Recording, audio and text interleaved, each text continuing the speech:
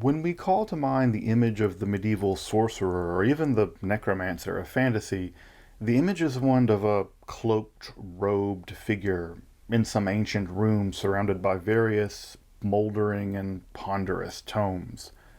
Those volumes, composed in some ancient, forgotten language, replete with strange hieroglyphs and brooding sigils, and all abounding with notes scrawled into the margins. Indeed, these ancient volumes are at the center of the sorcerer's power, the very arcane origins of their own spellcraft. But stepping out of the world of Dungeons and Dragons, I suppose, and back into actual history, what would be on the shelves of medieval sorcerers, on the shelves of actual medieval necromancers? What would their actual library look like? What real books would have been on their shelves? In an odd survival from just that period, we actually have a relatively good answer to just that question. How so? Because the catalog record of just such a magical collection survives. At the Abbey of Sponheim, Germany, the Benedictine abbot Johannes Trithemius collected a rather large and controversial library by medieval standards. In that collection, he also collected, well, forbidden books of sorcery and divination, along with, normal Thomas Aquinas stuff, and in around 1508 prepared a brief catalog of his collection, thus giving us an incredibly rare glimpse into what a real library of sorcery would have looked like. What books were on the shelves and which ones weren't? And what can this collection reveal to us about the historical practice of necromancy? Make sure to subscribe here to Esoterica for weekly explorations of topics in esoteric history. And if you'd like to support the work of providing evidence-backed, free, and accessible content like this episode, then I'd hope you consider checking out my Patreon or supporting the channel via picking up a cool shirt via our merch. If you're new to the study of esotericism, make sure to check out my study guide, which will give you a historically situated academic approach to understanding topics in the occult. And if you're interested in actual historical books on topics in the occult and the mystical, make sure to check out Esoterica Rare Books, our bookshop. You can find all those links in the description below and in the pinned comment. But now, let's explore the necromantic library of Johannes Trithemius.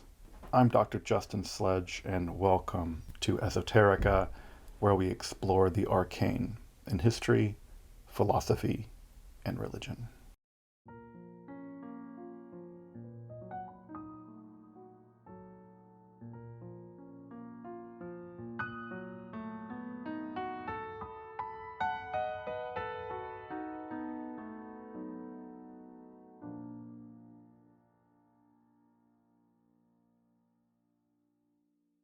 Medieval books of magic are among the real veterans of history, with the odds stacked against them. Their survival from, the Inquisition to the witch hunts.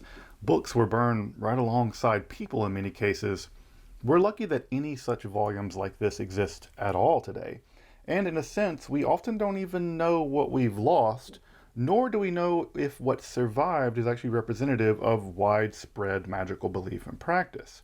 But Johannes Trithemius' catalog of necromantic and divinatory books in his abbey's collection is among the very best references we have from that period for trying to get the lay of the land of late medieval sorcery. As you may know, Trithemius himself was the wunderkind of the Abbey of Sponheim.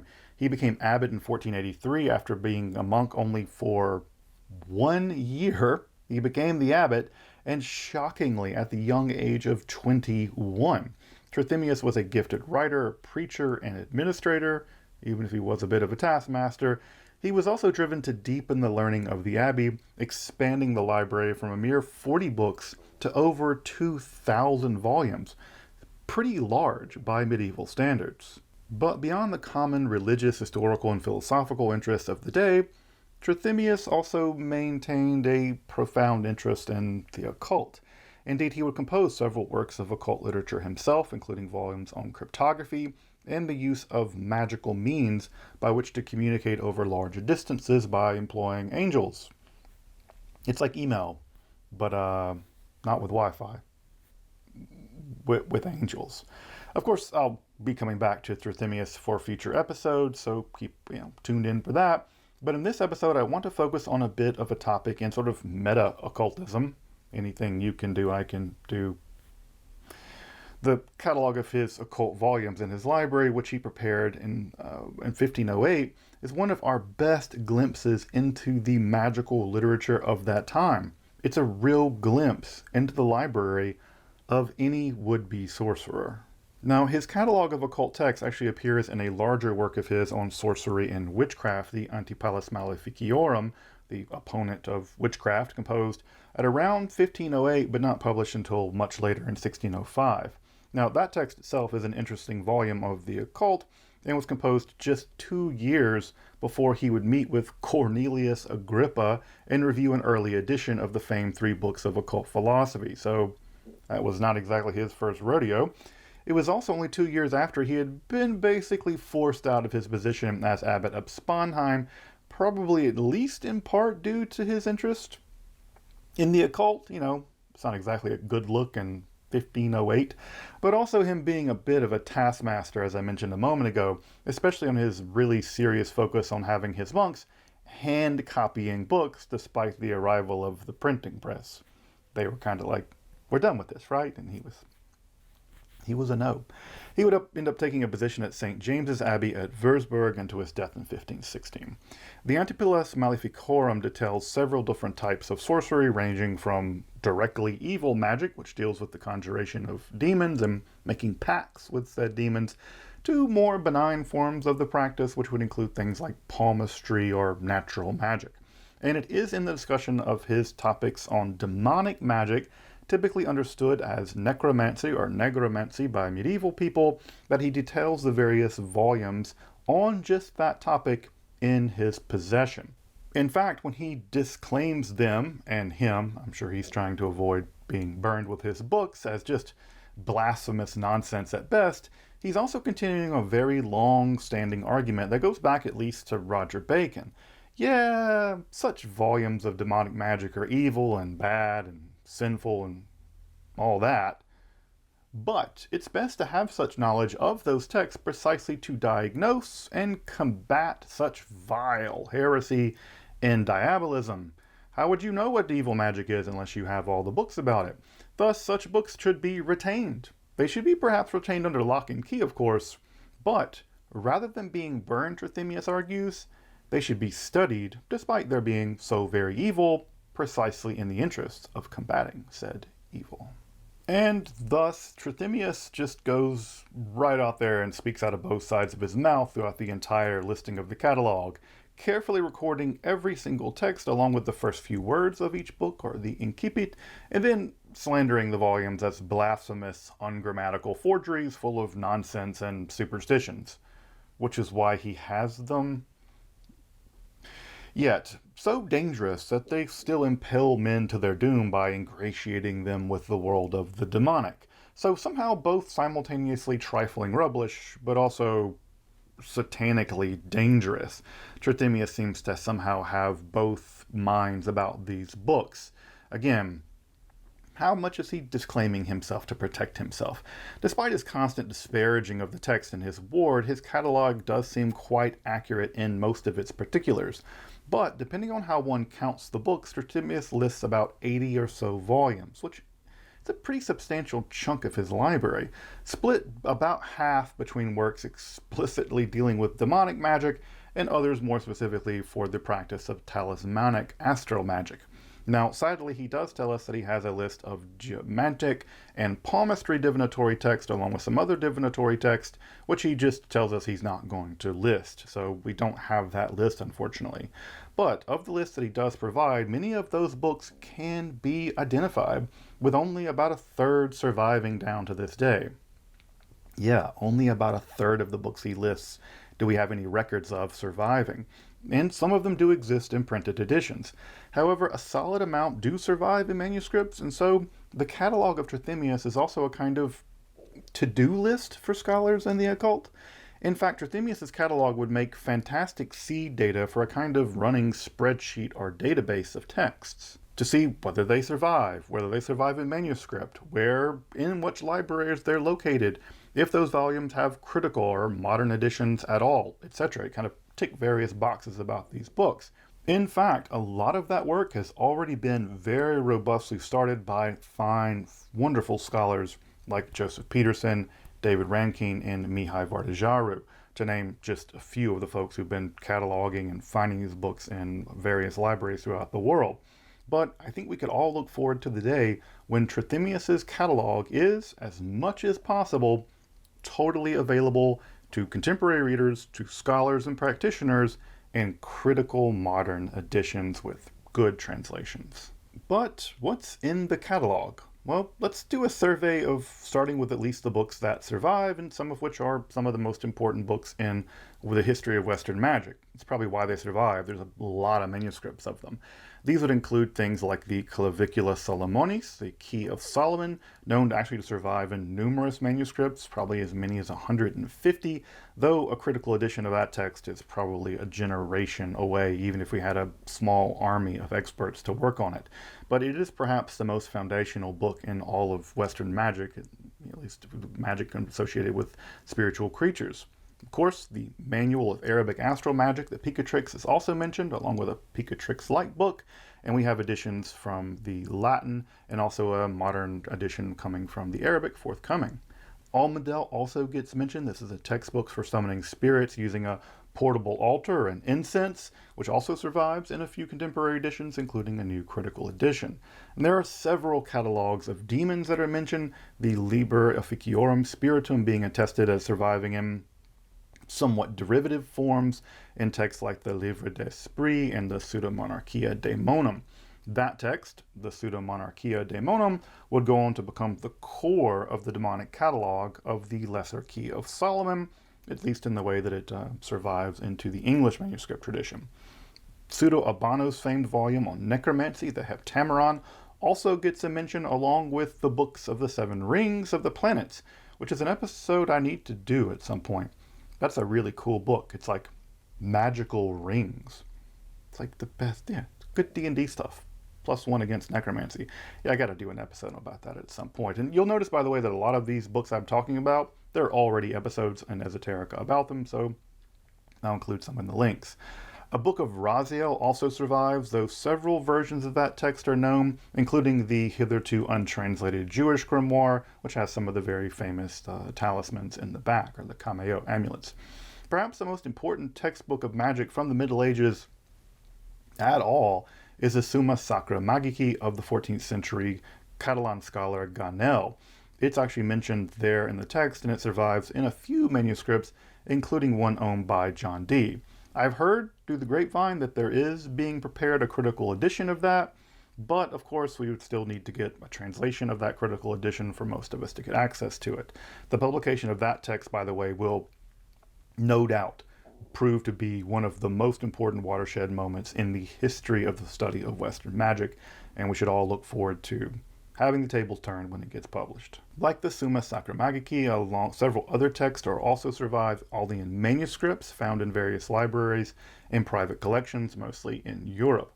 Several works associated with Hermes Trismegistus, the great Egyptian sage, are mentioned in the catalog, perhaps here in the context of astral necromancy for Trithemius, which I'll talk about more in just a moment, along with similar works associated with Toos Graecus, who's actually also Hermes Trismegistus. He's Thoth the Greek, just in a really corrupt, weird Latin form. Now, some of those do survive in, like, for instance, Italian libraries, and they're just awaiting publication. Now, there's also a collection of magical tricks, like prestidigitation, and honestly less than demonic magic that survives in nearly 20 manuscripts and is known as the Secrets of the Philosophers. Other such Solomonic magical texts, such as the Chain of Solomon, are also mentioned, and do seem to still exist in manuscript with no modern editions. There are also some relatively oblique references to textbooks of demons with their attendant sigils or characters. These are sort of like demonic signatures, basically, perhaps like those found in volumes like, I don't know, the CLM 849, the Munich Necromancers manuals, and it may be those that actually persist into later centuries as texts like the Goetia. There are also various other texts like the Calculatory Art of Virgil, the Red Book, books of Simon Magus, books of Enoch, and books of Abel, and of Cain and Abel fame. Trithemius thinks that all these claims are ridiculous, by the way. And no, the Book of Enoch mentioned here is very probably not the historical apocalyptic text, which only survives in the Ethiopic canon. Of course, there are several magical texts attributed to Albertus Magnus, and there is even a mention of the 7 names of the heavens in the Book of 15 Names, both allegedly written by Muhammad. So that's a fun cameo. What's up, Muhammad? What's also interesting is what's missing from Trithemius' list. For instance, he certainly would have known about the Ars Notoria. This is the magical technique for rapidly acquiring knowledge by meditating upon complex sigils or noti. Perhaps it just wasn't demonic enough. I mean, it mostly deals with angels, so maybe it's just not demonic enough to get a mention in his catalog.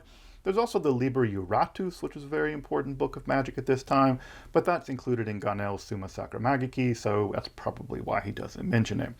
We know of other necromantic textbooks from around this time. As I mentioned a moment ago, the Munich Necromancer's Manual was probably floating around in Germany since the, early 16th century, so it seems to have been in the vicinity, and something like it might actually be referenced by some of the more obscure titles that he mentions. CLM 849 doesn't really have a title, really.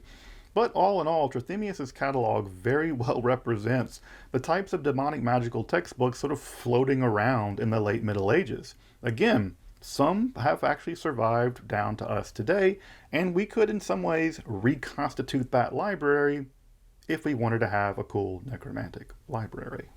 In addition to all that jolly necromancy, he also elucidates a substantial portion of text on the creation of talismans. About half of his catalog is about talismanic magic.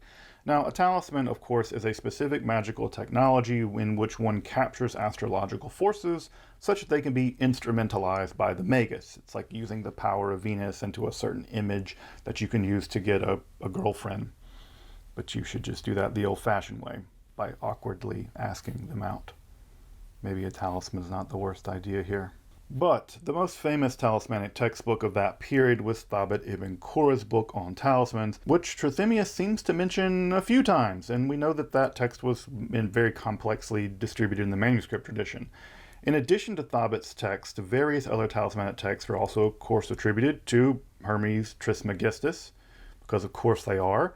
This makes sense, of course. Astrology, along with alchemy and magic, are the 3 hermetic sciences. The hermetic sciences, and talismanic creation is basically the overlap of astrology and magic. So astrology and magic had a baby. It's talisman magic. So these are all part of the so-called technical hermetica, which are also mentioned along with dealing with the occult properties of gems and stones and herbs and planetary correspondences and the human body. Now, the most famous work there is the Corinides, which doesn't have a modern English edition, but does have a partial early modern English edition if you want to read it, and similar texts attributed to Geber, Belinus, Arazi, Arnold of Villanova are also mentioned. Again, here now overlapping a little bit into alchemical territory as well. There's also the Flower of Flowers mentioned in the necromantic section, which is also probably a reference to an alchemical book. Many other works of apparently sigil and especially talismanic magic are also mentioned, especially with an interest in the use of that in the form of rings of power, because from the Ring of Gyges to the One Ring, we love magical rings around here. The connection here is, I think, mixed up with astral magic and astral necromancy for Trithemius, and that's all wrapped up in how medieval Christians inherited astrological wisdom given their demonological theories. Now, unlike us, I guess, who typically think of demons as emerging and living in hell, medieval people typically view demons as inhabiting the region between the earth and the moon. So they live not down there, but up there. Thus, what emerges is known as astral necromancy, the magical school which combines astrological speculation with demonic conjuration, because why not both? This school of magic would probably be best represented by Cecco d'Ascoli, who was burned alive for sorcery in 1327, and Antonio da Montalmo in his Liber de Occultis et Manifestis, written about a generation later, who was not burned alive, miraculously. I have episodes about both Checo and Antonio if you want to check those out. They're interesting folks. Astral necromancy. Trithemius is a rare and wonderful person in history. So often from medieval religious leaders do we learn about magical theory and practice by sifting through the misery and ashes they leave in their wake. Not so much with the abbot of Sponheim. He taught one of the greatest alchemists of all time, Paracelsus, and the greatest of the occultists, Agrippa, and he left behind his own profoundly interesting works on the occult, which we'll definitely be getting back to at some point. And in this relatively obscure book, the Antipalus Maleficiorum, we get the rarest of glimpses into the contents of a true library of medieval sorcery. All those disclaimers about how it's all superstitious nonsense aside. Thus, we learn about the necromancers of the past and what they were actually reading, but also what we can see survives down to us today. And we can lament what hasn't. And as I pointed out, it's even a kind of to-do list for contemporary scholars of magic. But if you want to check out the list, Robert Nixon has translated at least the specific sections covering the 43 or so necromantic titles in the catalog, though I have to admit, kind of disappointingly, he doesn't translate the section on talismanic magic, so you don't have to do that yourself. If you want a more analytic introduction to the text, you'll do absolutely no better than David Rankin's entry on it in the Grimoire Encyclopedia. In fact, if you're interested in historical books of magic, you can even ask yourself, why don't I have this encyclopedia on my shelf? Because you need David Rankin's Grimoire Encyclopedia on your shelf. And also, many, many thanks to David for sending me a copy of that section of Trithemius while developing this episode.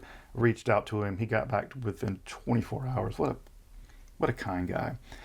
If you want to consult the original text of Trithemius' Antipalus Maleficiorum, you can find it in the link in the description. I will link you to a Google book version of it. And there's no modern edition of the whole text, much less a translation. So that's work to be done, although I've heard in the works that it might be something that's happening. You can also just find the original catalog over in the original Latin, of course, at Joseph Peterson's amazing website. The Latin, I have to tell you, is pretty elementary, so this is a great chance to practice your developing Latin after you've busted out your wheel lock. Well, more on historical books of magic to come. You can believe that. That's kind of bread and butter around here. Necromancy. Until then, I'm Dr. Justin Sledge, and thank you for watching Esoterica, where we explore the arcane in history, philosophy, and religion.